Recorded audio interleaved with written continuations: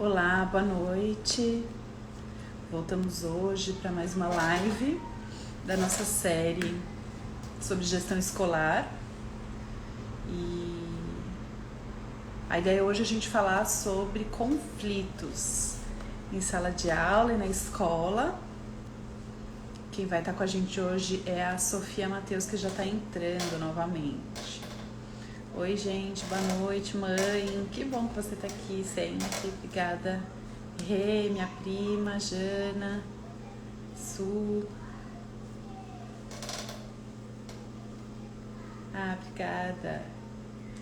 Hoje o tema vai ser um tema bem legal, que é um tema sobre conflitos, né? Quando a gente fala de conflitos, hoje nós vamos falar na escola, mas a escola não é diferente do que acontece em casa, né? Então a gente dá muito para fazer a relação de escola e casa, né?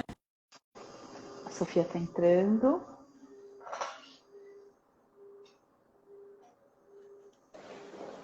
Oi, Sofia, boa noite. Boa noite, tudo bem, Aline? Tudo e você? Eu estou bem, grata pelo convite. Cá Ai, estamos nós. de novo. Tem gente achando que é a mesma live, mas são lives diferentes, né? Sim, Tava hoje o conteúdo é explicando. outro. Exatamente, estava explicando para quem já está online que hoje o tema é conflito, né? São conflitos. E aí estava explicando que o tema é conflito, né? E a gente colocou esse tema mesmo e essa chamada de quem é a culpa. E a gente vai traçar o paralelo entre escola, mas também em relação em casa, né? Com o que a gente passa dentro de casa. Sim, Então vai ser bem interessante.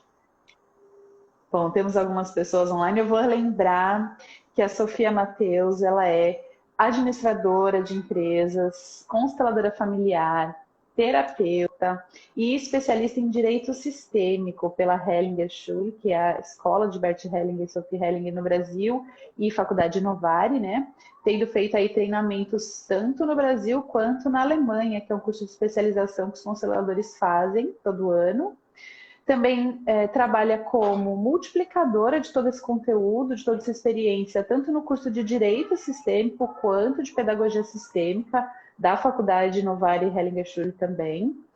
E como voluntária trabalhou nos presídios femininos de São Paulo e também com dependentes químicos. Então é um vasto conhecimento. Quem participou da live da terça-feira viu o quanto de experiência a Ana Sofia tem e pode dividir com a gente. grata, Aline, pelo convite. É uma honra estar aqui no teu canal falando para as pessoas, dividindo um pouquinho do conhecimento. Eu sou bem feliz de ter conhecido Bert e Sophie, tanto pelos livros como pessoalmente, porque mudou completamente a minha vida. Tem uma Sofia antes e uma Ana Sofia depois. Olha, já fica aí. Eu também tenho nome duplo. Minha mãe que está assistindo vai comentar. Eu também tenho nome duplo. Preciso constelar meu nome, porque eu sempre achei que eles não combinam, mas é parte de mim, né? Os dois nomes são parte de mim. E é incrível, Aline, como você ganha força, como você tem impulso para ir para a vida a hora que você se reconcilia com o seu nome. E se você me permite, eu gostaria de começar falando sobre isso. Lógico, por favor. Foi uma experiência incrível aqui em São Paulo. Bert estava dando um seminário e pediu alguns representantes como voluntários. Ele inicialmente colocou um homem, depois pediu uma mulher, eu me ofereci, outras pessoas também, e ele me escolheu, então eu fui ser representante. E uma terceira pessoa também foi escolhida, então éramos três no palco. No modelo Novas Constelações Familiares, e ele já não colocava um cliente, nem Tá. elegia quem ia representar quem. São os movimentos do espírito, e nesse ambiente é uma coisa sem pouquíssimas falas, quase nada de falas, e tudo se transcorreu em silêncio praticamente. Meu primeiro impulso como mulher era deitar no colo daquele homem que estava ali, que para mim era algo muito grande, muito maravilhoso, muito divino.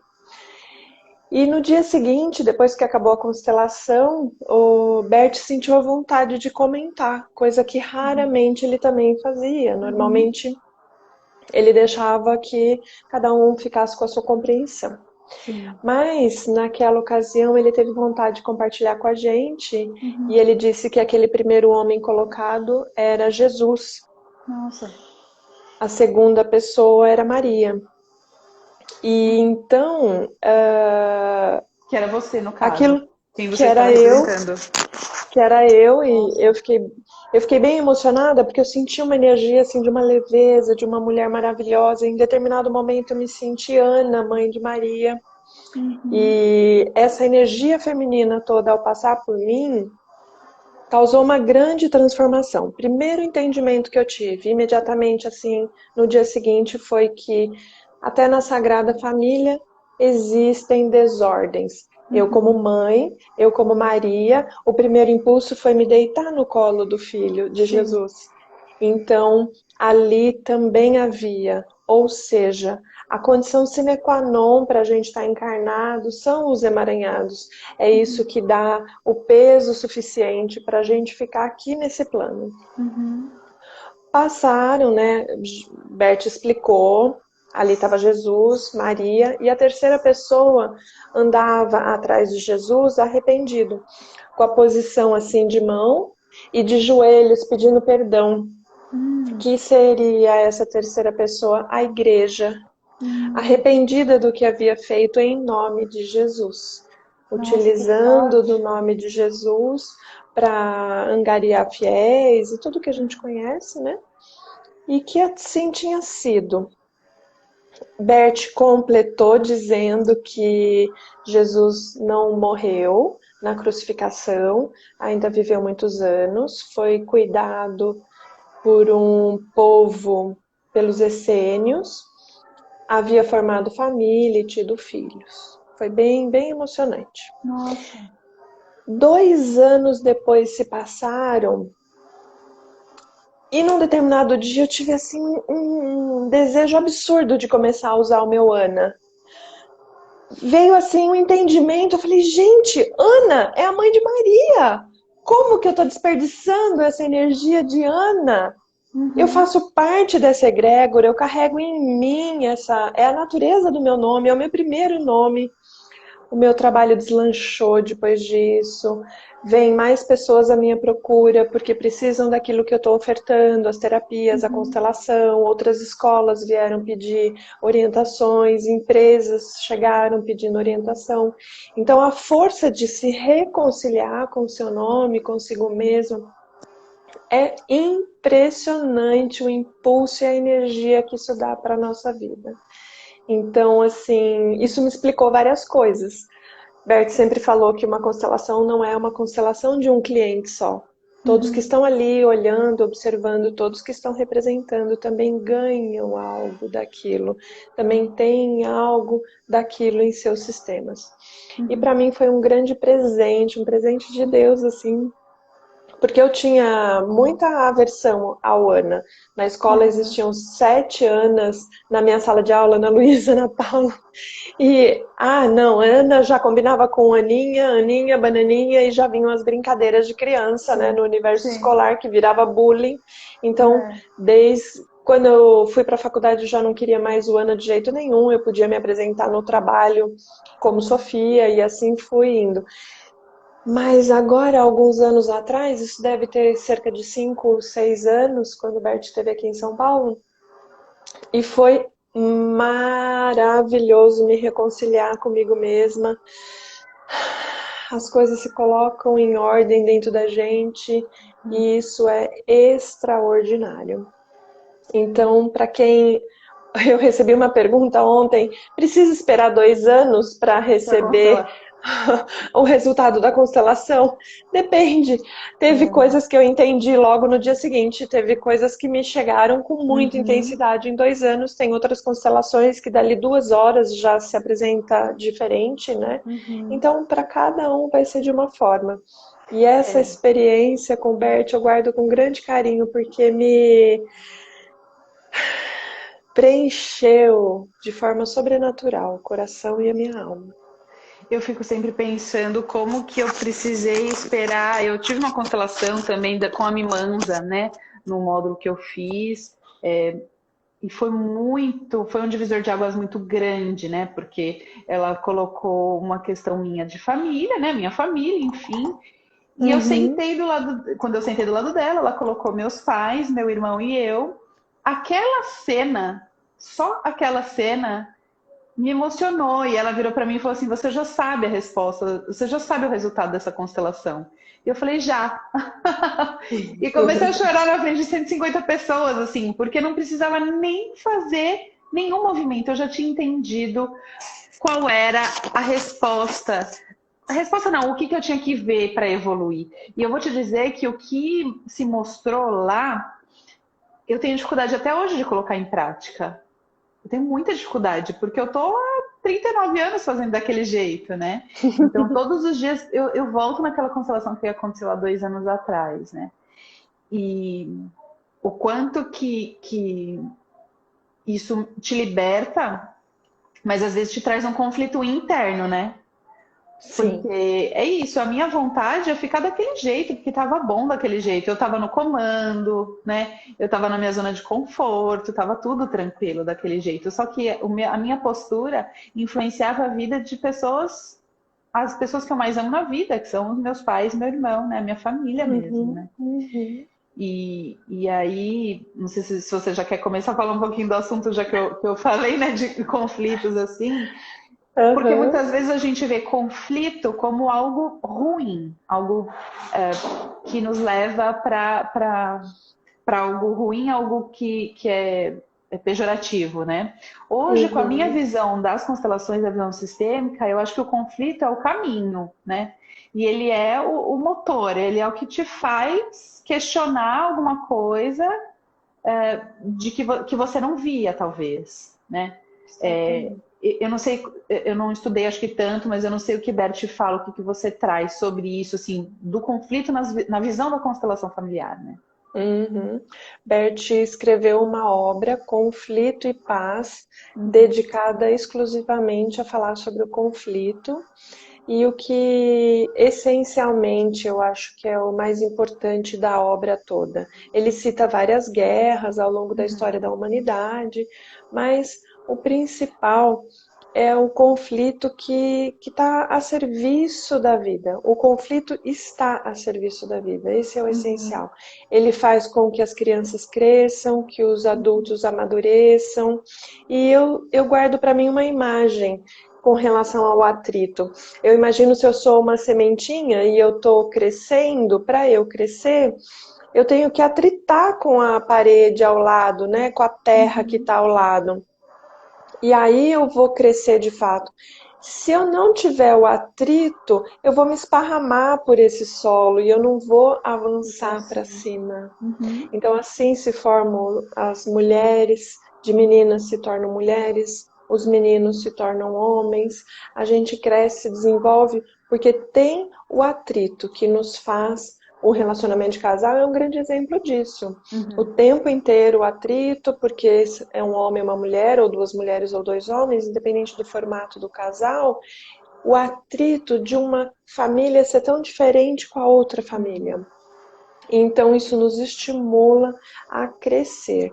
E Bert fala que todo atrito, todo conflito, toda discussão é uma questão de vida ou morte. Por quê?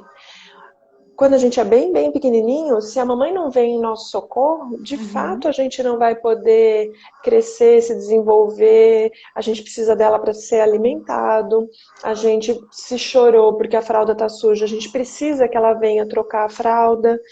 Só que uma parte de nós fica de alguma forma infantilizada ainda à espera, aos 40, 50 anos, à uhum, espera que a mamãe venha suprir, que o papai venha suprir aquelas coisas que agora a gente já dá conta, né, de fazer uhum. sozinho. Então, eu vejo que é bem importante a gente ir se responsabilizando e podendo, com a dificuldade do atrito, não dá para ser sem o atrito está a serviço do nosso desenvolvimento, o conflito está a serviço do nosso desenvolvimento, por mais que doa, é necessário para essa evolução, para esse desenvolvimento, para esse crescimento. Está a serviço da vida. Se não houvesse o conflito, a gente iria continuar mimado, infantil, despreparado, sem musculatura. A mesma coisa acontece com os músculos do nosso corpo. É pelo atrito de fazer a musculação que a gente vai ganhando musculatura. Então, se não houvesse o peso que gera o atrito, os músculos não se formam. Então, é assim, parte essencial para o nosso desenvolvimento, atritar. Claro que se hoje a gente tem uma visão mais sistêmica, se a gente já está mais maduro e estiver podendo fazer de uma forma diferente, antes de formar efetivamente o conflito, a gente já pode se postar diante das outras pessoas de uma maneira diferente. Isso vai diminuindo o atrito, a gente vai acolhendo mais as dores e o diferente, porque muitos atritos vêm da outra pessoa ser tão diferente, de gostar de coisas diferentes. Desde tudo, desde a forma como coloca o papel higiênico, da forma como lava uma louça, da forma como fala. Não, porque você colocou aquela palavra e não foi muito boa. Eu não gostei o conteúdo que você disse foi bom, mas a forma não foi. Então, cada detalhe, cada delicadeza no conjunto total vai formando a obra como um todo. Então, é claro que somos todos muito diferentes e, ao mesmo tempo, bem parecidos. Se a gente tiver um olhar atento, podemos olhar essas coisas que nos aproximam. E aí os conflitos serão menores. E pensando na visão sistêmica do conflito, né? Pensando aí na escola, que assim, um pouco da minha experiência sobre conflitos nesses anos que eu trabalho com educação é que eles têm mudado um pouquinho de formato, né? Há poucos anos atrás, eu lidava com questões do meu dia a dia, né, de conflitos, de problemas, vou chamar de problemas, de ordem operacional na escola. Então, o aluno reclamava de nota, o professor tinha alguma questão com o aluno de comportamental, falta que não teve, a maioria dos problemas eram assim. Há alguns anos atrás, e poucos anos atrás, parece que essa chave mudou, assim.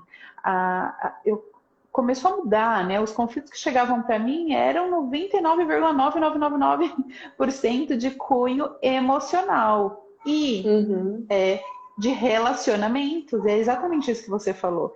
Parece que indivíduo, eu não tenho nenhuma abertura para entender o outro. Eu quero apenas me defender e levar o meu ponto de vista até o último recurso, né? E a visão sistêmica, eu queria que você falasse mais sobre isso, justamente do professor que está lá com 30 pessoas com pontos de vista diferentes, histórias de vida diferentes, e o aluno com o aluno, né? E a visão sistêmica traz isso. Eu não estou lidando só com você, eu estou lidando com todas as suas crenças, todo o seu sistema familiar, né? Então, eu vejo um pouco isso, que o conflito ele tem uma questão muito grande de relacionamento, por isso que as constelações ajudam tanto, né? Sim, sim.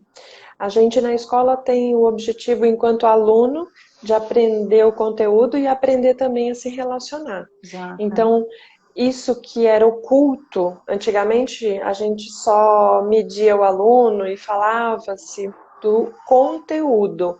Hoje a gente tira uma coisa que estava oculta e traz para luz. Olha, gente, o nosso objetivo são dois: aprender a se relacionar e aprender o conteúdo. Os dois são essenciais. Então, como esse é o foco, não precisa de ter tanto mais conteúdo. Vamos olhar para o que está essencial dentro desse conteúdo exigido e vamos abarcar os principais pontos, mas também interagindo e aprendendo a desenvolver o comportamental. Então, eu acho que ficou mais evidente e os conflitos começaram a ser mais de ordem relacional, porque isso ficou mais evidente. O nosso objetivo também é que a gente aprenda, alunos entre eles, e professores e alunos, e professores entre professores, todos possamos nos desenvolver na arte do relacionamento interpessoal. Então, isso é importante, que saia do obscuro e seja dada a luz para esse objetivo, e também que a gente passe a olhar para esse conjunto todo. Estamos toda hora nos relacionando, ou com o conteúdo, ou com a sílaba, ou com o colega, ou com o professor, com o diretor, com a escola. A escola também tem uma alma, a escola também é uma entidade. Então, a gente precisa olhar e abarcar todas as perspectivas. Significa que a gente vai fazer tudo para agradar todo mundo? Não, ao contrário. Vou dar um exemplo simples que vale muito a pena praticar, até ficar dica aqui para coordenadores, para diretores de escolas. Vamos fazer uma reunião de escola e aí chega para a reunião, cada um, pode ser uma reunião online ou presencial, cada um vai entrando na sala a seu tempo e vai podendo se apresentar. Oi, boa tarde, então, eu cheguei. Mas eu tô com a minha mãe hospitalizada, por exemplo. Você tá com uma filha que quebrou uma perna, por exemplo.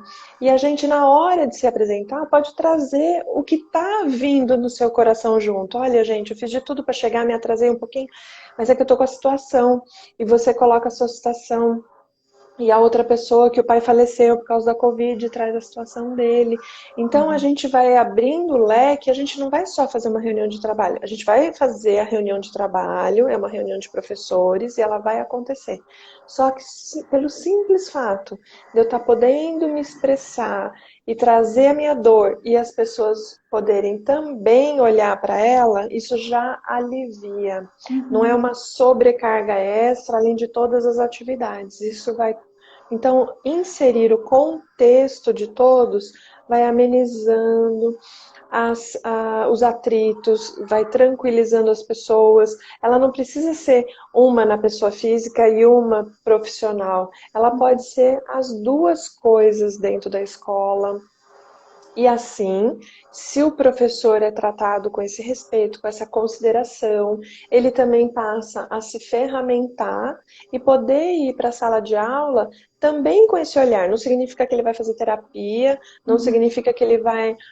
então cada um vai levar 30 alunos. Se cada um levar 10 minutos para falar, são 30 minutos, ele tem só 45, em 15 ele não vai dar o conteúdo. Mas ele pode, oi, bom dia, vamos...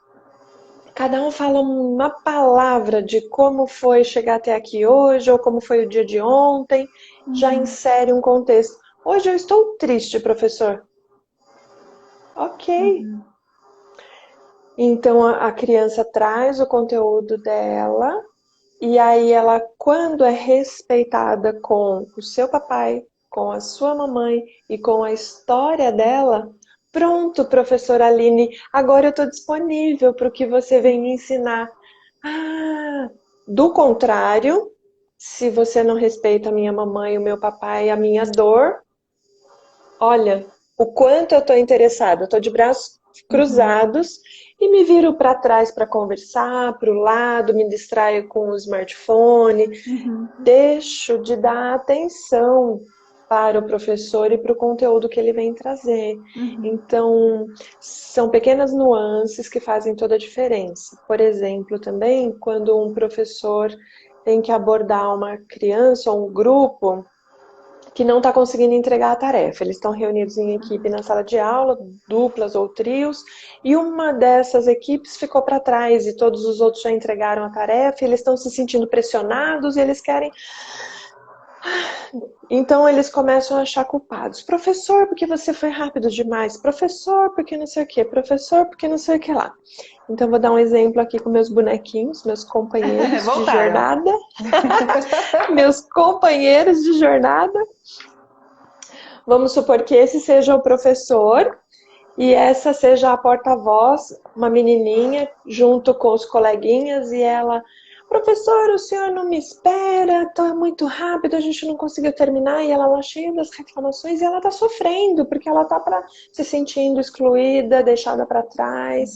Esse professor, ele não vai entrar no combate e falar, mas eu te dei tempo suficiente, você teve meia hora, você teve 30 dias e você não fez.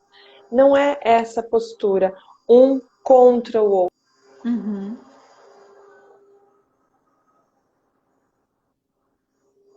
lado dessa criança, não como pai, não como mãe, como professor, e ele vai olhar para onde ela está olhando.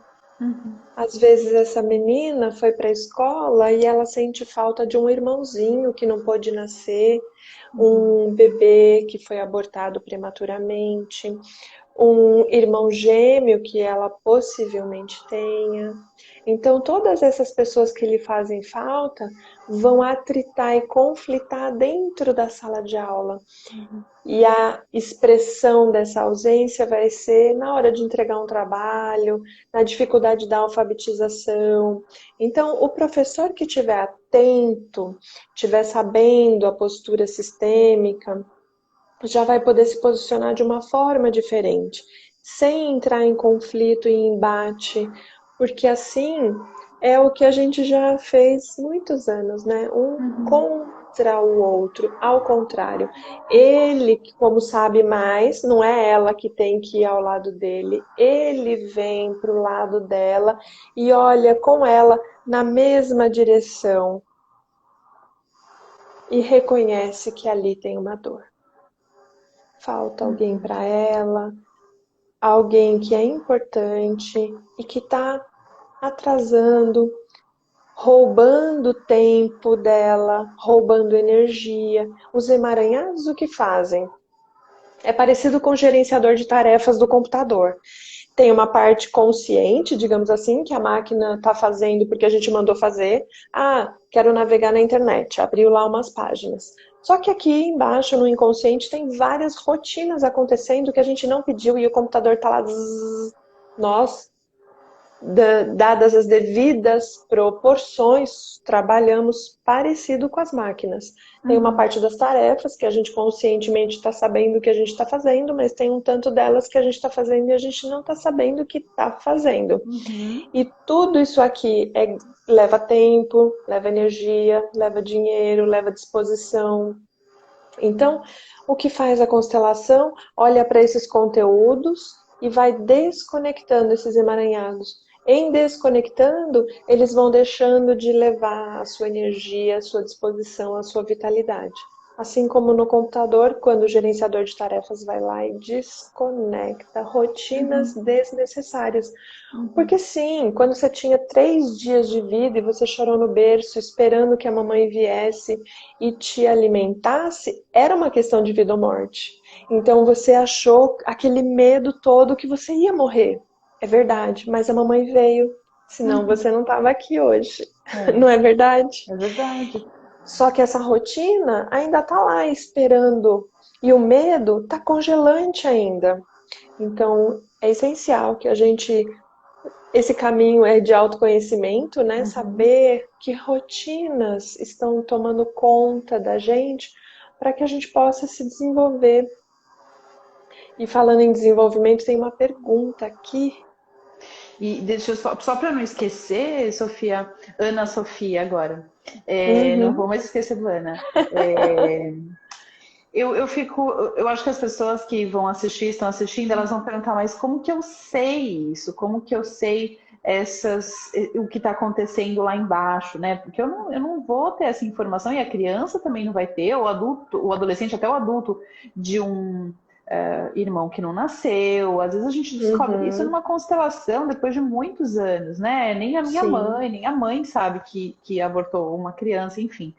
Mas é legal de reforçar que, assim, o professor sistêmico, a visão sistêmica, você não precisa saber esse detalhe, você só precisa entender que isso acontece, né? Que isso pode estar acontecendo em algum conflito, em algum problema que se mostra.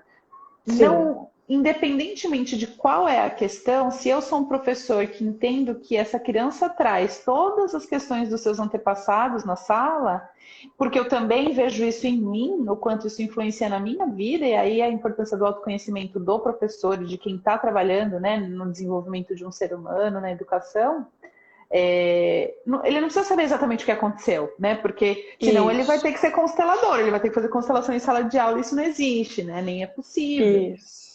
Isso. Então, você tocou em vários pontos importantes. Se o professor começar a entrar, né?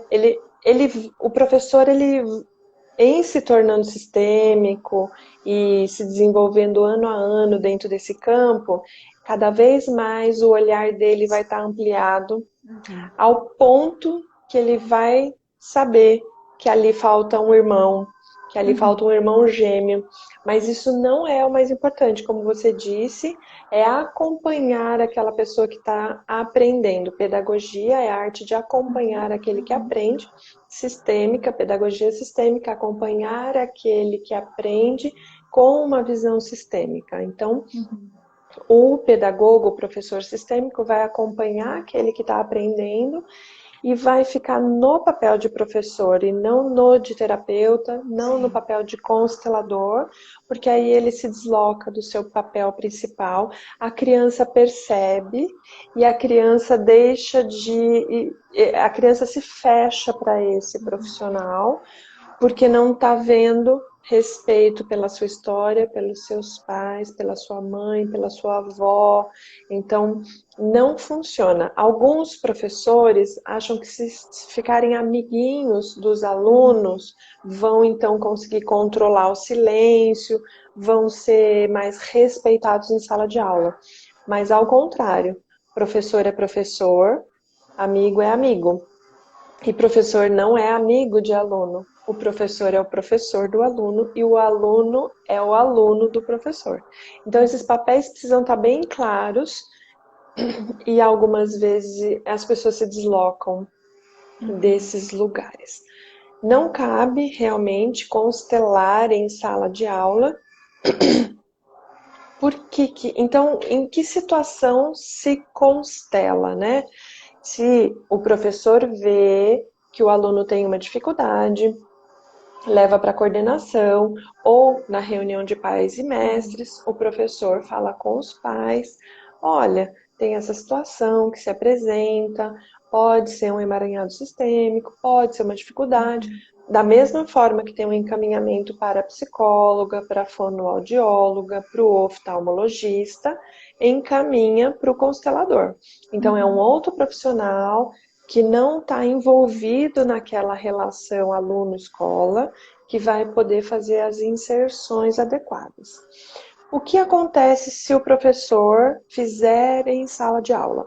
Eu tenho uma amiga que no colegial, terceiro ano do colegial, constelava seus alunos em sala de aula, porque ela dá matéria de filosofia, a constelação nasce dentro da filosofia, e era oportuno falar, e ela acabou dando alguns exemplos.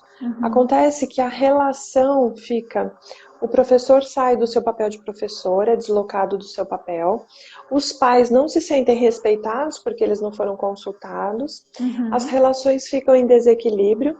A escola desliga esse professor. Que foi exatamente o que aconteceu com essa amiga.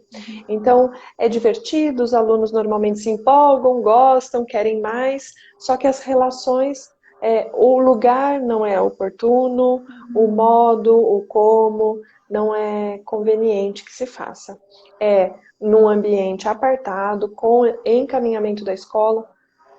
Entretanto, uma outra coisa bem legal que se pode fazer dentro da escola é uma palestra, uma apresentação para pais, né? meditações, assim, visualizações individuais, né? E na sala de aula com os alunos, a meditação é bem oportuna. 5 minutinhos de meditação, o aluno já entra num estado mais calmo, já está aberto para fazer uma prova, para receber um conteúdo. E num ambiente para pais e mestres, fazer uma apresentação onde vai integrando mais, porque a escola, no fundo, é um ser vivo, com vários organismos. Então, tem os professores, tem os pais, tem os filhos, que são alunos e filhos. Então, esse organismo, ele pode coexistir de forma bem harmônica. E nesse ambiente poderão ser dados exemplos de constelação, explicar as ordens do amor, as ordens da ajuda, e a relação entre a escola e os pais vai ficando cada vez mais íntima. A evasão escolar diminui. Eu ia falar que até eu convidei para a próxima live uma colega minha, Amanda, que ela é educadora parental, né? Ela é educadora de famílias e eu acho que é isso, a constelação sozinha. Imagina um adolescente acessando informações dos seus antepassados, dores difíceis familiares, como que ele processa tudo isso? Pensando no momento de vida que ele está, da adolescência, que já tem a sua complexidade, e como que ele leva isso de uma maneira que ele vai aproveitar essa informação para evoluir, né? Porque também a constelação traz dores dos antepassados que podem nos deixar confusas, assim, mais tocadas ainda, né? Eu lembro que uma vez me contaram de um exercício também muito legal sobre conflito em sala de aula, de uma criança. A gente tende sempre a fazer algumas comparações. Eu sempre penso isso, porque como eu trabalho com adultos, eu falo, nossa, isso dava para fazer com adulto, mas de outro jeito, né? Mas esse exercício era um aluno de ensino infantil, pequenininho, que batia, né, mordia, não obedecia a professora, tá? Aquele diagnóstico de hiperatividade básica, né? Enfim. E aí a professora tinha esse conhecimento sistêmico, ela pediu para que as crianças desenhassem o papai e a mamãe, né? Numa folha de papel, enfim. E esse menino não desenhou. Disse que não podia desenhar porque ele não via o papai dele estava preso, alguma coisa assim, que ele não tinha como desenhar porque ele não tinha os dois lá, né? E aí a professora disse que por mais que o pai dele não estivesse presente em casa, ele tinha um pai, né? E que o papai dele foi quem deu a vida a ele, que junto com a mamãe, né, fizeram ele como um filho, tiveram um filho e tal, e pediu, aí ele conseguiu desenhar e pediu para que todas as crianças colocassem fixadas perto da onde sentavam na sala de aula. E ela passou a fazer o exercício de que todo dia que chegavam na sala de aula, essas crianças olhavam para o desenho do papai e da mamãe e assinavam, tocavam, davam bom dia, interagiam com aquela imagem que era o seu próprio desenho. E aí ela relata que esse menino teve uma mudança muito grande de comportamento, porque ele via o seu pai todos os dias, agora no desenho, e ele sabia que a professora também via, e todos os seus colegas sabiam que aquele era o pai dele. É como se ele tivesse apresentado a família dele, né? Então, o quanto isso é importante, e eu já fiz isso numa visualização com adultos. Porque a gente acha que esse problema está lá nas crianças, né? Mas é o que você falou do problema congelado. Ele pode estar congelado dentro de mim com 40, 50 anos, né? E eu fiz essa visualização num trabalho, numa palestra que eu fiz de pedagogia sistêmica, para a gente ir até os pais. Foi muito emocionante. Eu me emocionei fazendo quase, porque sempre que eu volto para os meus pais é muito emocionante, é muito amor, né? E as pessoas depois relataram, nossa, mas eu chorei, nossa, mas por que eu chorei? Né? Não sei, mas é sempre muito emocionante a gente voltar para os pais. A gente deve fazer isso todos os dias em doses cavalares, né? Porque a gente só tem benefícios. Exatamente. Tomar pai e mãe 3 vezes por dia. Isso é a fonte da nossa força, da nossa vitalidade, melhora o sistema imunológico, acaba a depressão. É verdade. Isso é um santo remédio. E aí, quando a gente está falando um pouquinho de conflitos em sala de aula, então a gente viu que o aluno não consegue aprender, tem a ele que dar de força, ele está preso, emaranhado aí em questões do seu passado ou do seu convívio familiar, né? Então, assim, se meus pais estão se separando, eu estou voltado para esse problema, eu não estou olhando para o que o professor está dizendo. Isso parece muito básico se a gente pensar, mas o professor esquece desse contexto, porque muitas vezes o professor não tem contato com essa família, ele não está sabendo que isso está se passando, né? Por isso eu defendo assim, eu defendo muito mais a relação das famílias dentro da escola, a importância, né? Mas e quando o conflito é na equipe? Assim, é difícil. Eu, por exemplo, na gestão, é difícil quando eu tenho que lidar com o conflito de 2 adultos, né? Que a gente tende Uhum. a achar assim, gente, mas são adultos, como assim? Não conseguem se respeitar? São dois educadores, né? Uhum. Você falou do conflito com o aluno e o professor, né? Muitas vezes o professor não sabe do contexto desse aluno, da história. Com os colegas, né, os adultos, os professores, isso também pode estar acontecendo. Se a Verdade. escola não proporcionar situações onde elas possam estar falando sobre a vida pessoal, sobre a família, sobre as necessidades de cuidar dos pais, por exemplo, que na idade adulta muitos educadores estão cuidando do pai e da mãe, e estão sobrecarregados, têm filhos e o marido não está presente, ou a esposa não está presente. Então, meio que as dificuldades são parecidas com os alunos e também com a equipe. Então, as pessoas que fazem falta e que não puderam pertencer, elas vão se apresentando em forma de sintomas na vida adulta. Tudo que está inacabado lá quando o professor foi à escola Uhum. vai se apresentar depois quando ele vai para a escola como professor, como profissional. Então, às vezes ele está brigando com um colega porque ele sente falta de um irmão, de uma irmã, de uma tia, de um tio. Então, é importante que a gente possa contextualizar, que a gente possa se conhecer a todos e qual é o contexto de cada um. Por exemplo, a gente tem muitos imigrantes que vieram de outros países e apesar de fazer muito tempo que aconteceu essa imigração, ainda está no DNA desses netos, bisnetos, tataranetos, as pessoas que não puderam vir para cá, as Sim. pessoas que foram mortas aqui. Então, as pessoas que morreram na viagem. É. Então, isso tudo é contextualizado, abarcado,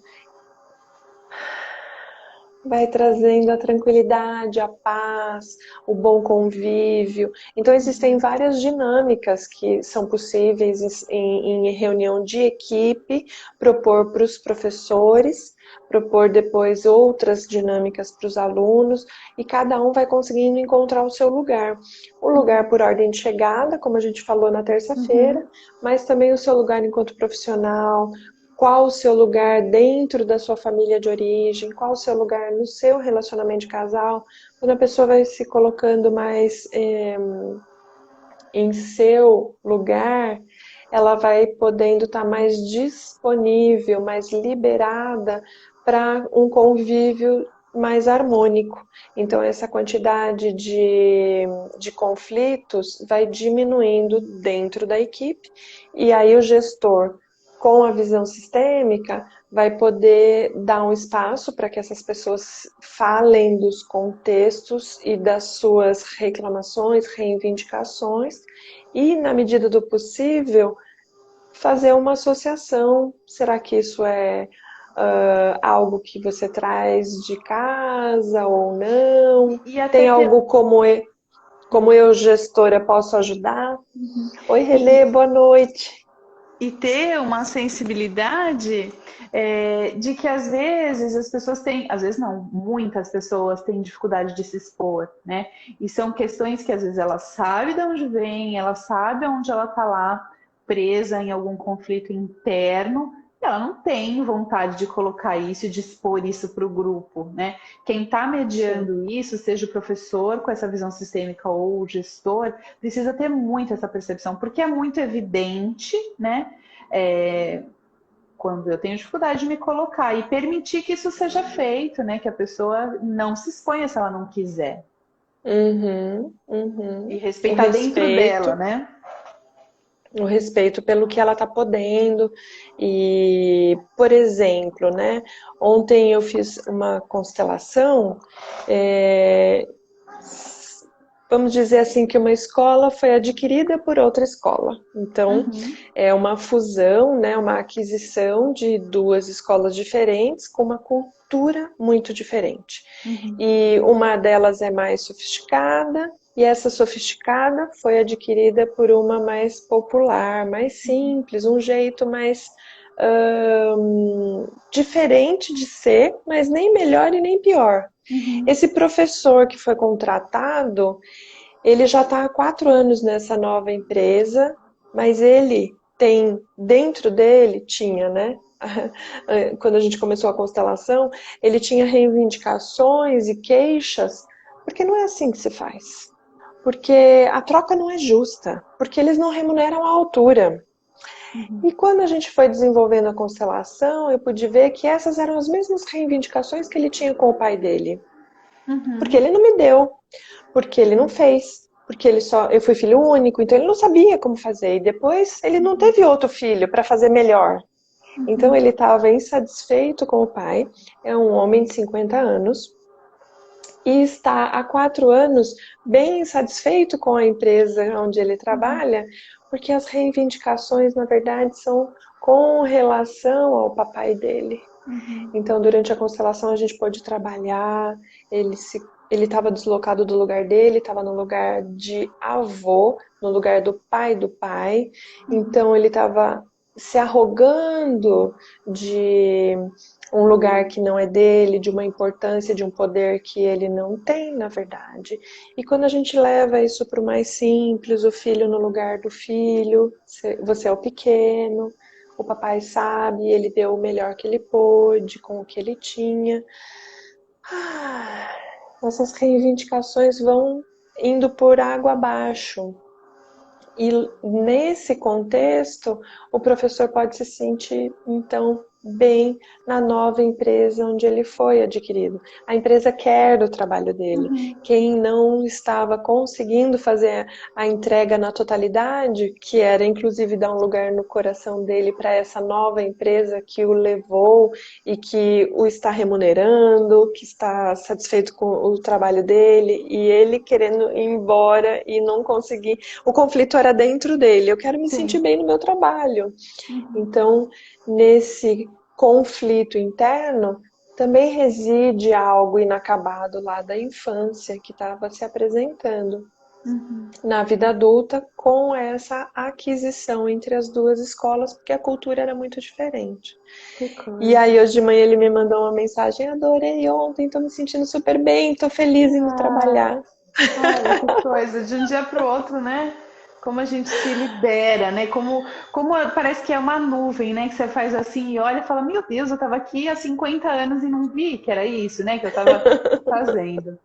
Mas, Ana, para a gente ir caminhando para o fim, até por conta do tempo, por tudo que acho que a gente conversou hoje, aí você me fala se eu estou correta no pensar, não existe culpado, então, né? Quando a gente fala sobre conflitos, sobre aprendizado, quem aprende, quem não aprende, sobre comportamento em sala de aula, porque os pais tendem a se culpar demais também, né? Em relação às crianças, aos filhos. O professor nem se fala, mas então não temos culpados. Essa é a nossa resposta. Essa é a resposta, mas leva um tempo até a compreensão chegar até a essa resposta. Normalmente o que eu mais tenho visto, as pessoas num movimento de empurra-empurra. O professor empurra a culpa para a mãe fala que a culpa é do pai porque está ausente, o pai fala que a escola não presta, não serve, não é boa o suficiente. Então, na maioria das vezes, uns 70% das vezes, há esse empurra-empurra. A criança que está com dificuldade... Por que começa o empurra-empurra? Porque a criança está com dificuldade de aprendizagem. Só que nesse empurra-empurra, ela continua sozinha, sendo jogada de lado para o outro, sem conseguir resolver o problema dela de aprender aquele conteúdo. Então, se a gente une as forças e vem papai, vem mamãe para mais junto da escola, com uma participação maior, e há um entendimento e um diálogo entre professores, direção, pai, mãe, alunos, juntos, isso é possível, que o aluno possa em paz, porque todos, olha, tem pai e mãe que nunca foi junto na reunião de escola. Uhum. E o filho tá lá sem autorização de aprender. Ele é Uhum. mandado para a escola, mas os pais nunca vão à escola e não disseram explicitamente: meu filho, minha filha, você está autorizada a aprender com a professora Aline. Você está autorizada a aprender matemática. Você está autorizada a aprender história. Uhum. Então, conhecendo que é necessário autorizar as crianças, isso se Uhum. dá nesse diálogo, nesse envolvimento maior escola, pais, aluno, o aluno encontra paz, Uhum. as pessoas param de buscar culpados, porque não há culpados, é uma forma diferente, essa criança precisa de uma atenção diferente, precisa de ter a autorização. Então não tinha culpado, faltava era uma autorização. E você sabe Então, que dos adultos, Ana, eu vejo isso. Às vezes os adultos têm pais falecidos, que ele não vai conseguir ouvir do pai dizer que tem essa autorização. E ele acha que ele não é merecedor daquele novo conhecimento, daquela profissão, de evoluir na carreira e na vida, porque ele está fazendo muito mais do que os pais, né? Meu pai era uhum. analfabeto, como que eu estou na faculdade? Como que eu vou me dar bem nessa carreira e ser um engenheiro de sucesso com e você melhor do que meu pai, que é o homem que eu mais amo na vida, né? Então ele pode também mentalmente, através de uma meditação ou de uma constelação lógica, porque é difícil a Sim. gente saber que essa é a origem do porquê que eu não evoluo na minha carreira, por exemplo, ou do porquê eu não aprendo num curso novo, de voltar para o seu Uhum. pai mentalmente, seja ele vivo ou não, e agradecer a vida e permitir, né? Pedir essa bênção, pedir essa permissão de aprender e ser um pouquinho melhor do que ele em tal assunto, enfim, que é muito do que o Bert traz, né? Papai, eu te agradeço a vida Exatamente. e peço permissão para ser um pouquinho, para estudar um pouquinho mais do que você. Eu posso ser PhD, né? Mas eu sempre me Uhum. coloco como um pouquinho diferente do que o meu pai, né? Porque eu estou muito próxima dele. Exatamente.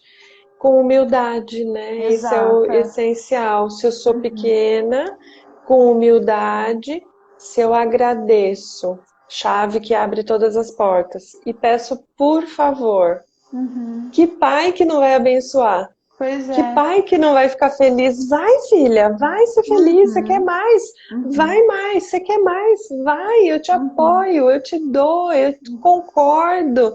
Ele vai abençoar, o papai e a Uhum. mamãe vão abençoar. Uhum. Agora, se a criança, eu digo, o adulto, a criança, o ser não pedir, por Uhum. favor, fica mais difícil de receber.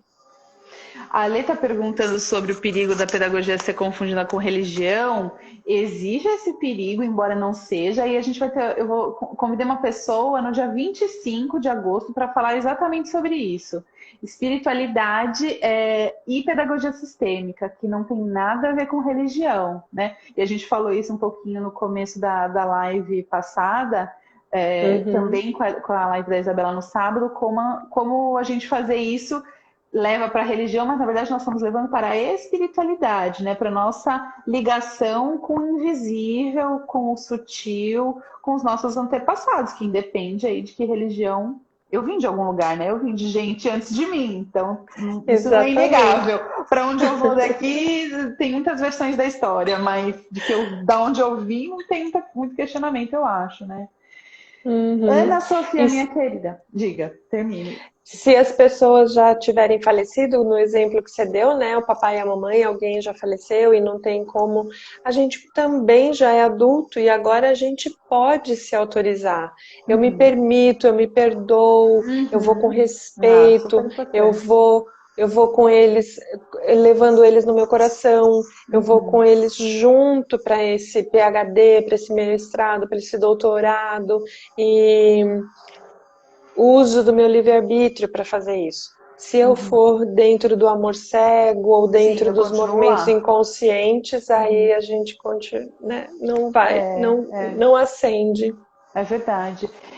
Por isso que é tão apaixonante, né? Aprender e olhar e aos poucos se descobrindo. De novo, eu falo que para você usar a visão sistêmica na educação ou dentro de casa, primeiro você tem que olhar para si, né?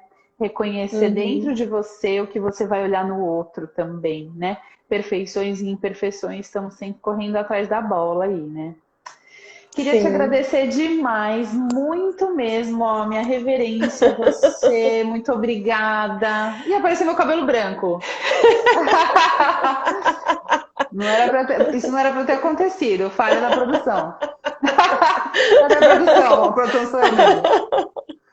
Mas, ó, muito Aline, obrigada. grata. Você veio de uma turma antes da minha, então você veio antes. Eu te agradeço demais por todo o seu conhecimento, sua generosidade em dividir comigo. Estou à sua disposição e como agradecimento a tudo que você trouxe para gente ter-se hoje, eu prometo não, mas eu farei. Eu darei andamento a esse conhecimento também para quem vier depois de mim, né? E assim a gente vai cadenciando as leis do amor e tudo que a gente tem aprendido, né, com tanta alegria e amor no coração.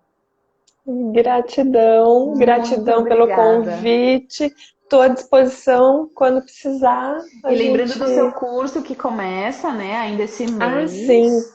Dia 1º de setembro, vou falar Ai, das setembro. ordens do sucesso para quem Uhum. está querendo ter mais sucesso na vida, na carreira, na profissão, na empresa, na escola, com problemas de toda a ordem. Conflito de qual é o curso universitário que quer fazer, qual carreira quer seguir, se a empresa deve ser aberta, se a empresa deve ser fechada, qualquer tipo de conflito que está impedindo o seu sucesso de acontecer. Estão todos convidados. Me chama pelo Instagram, Instituto_Sofia Mateus, eu dou mais informações. Vai Combinado. ser um Eu também prazer. deixo sempre nas postagens o link para o seu Instagram, também para o site, então, pessoal, não fiquem sem informação, não percam lá o tempo também de começar o curso, que vai ser incrível. E quem está chegando agora, que não pegou toda a live, vai É, poder assistir, vai ficar gravado. isso fica gravado no IGTV e fica também na página do YouTube do Escola Sistêmica. Gratidão, Uhum. muito obrigada. Nos vemos. Um Um beijo beijão. enorme. Tchau, querida. Tchau. Até. Tchau.